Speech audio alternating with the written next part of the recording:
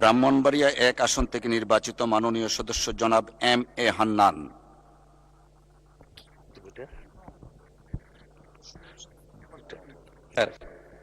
জীবনের প্রথম এই সংসদে দাঁড়িয়ে দুটি কথা বলার সুযোগ পেয়েছি, এই জন্য মহান আল্লাহ তাআলার প্রতি শুকরিয়া আদায় করছি।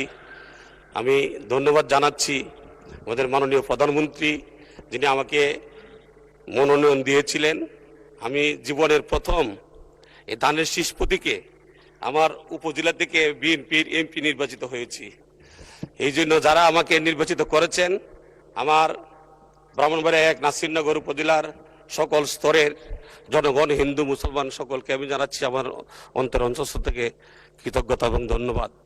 মাননীয় স্পিকার, এই 2 মিনিটে আসলে আমাদের এই নাসিরনগর উপজেলা অবহেলিত একটি উপজেলা, হাওর বেষ্টিত, নদী বেষ্টিত, এর বিষয়ে কথা বলা শেষ হবে না। তো 2 মিনিট পেয়েছি, আল্লাহর কাছে শুকরিয়া। ইনশাল্লাহ যদি আমরা যে মানে যে বক্তব্যের যে পর্বটা আছে রাষ্ট্রপতি ভাষণের উপরে, তখন যদি সময় পাই ইনশাল্লাহ সব বিষয়ে কথা বলবো। আপনাকে ধন্যবাদ মাননীয় স্পিকার।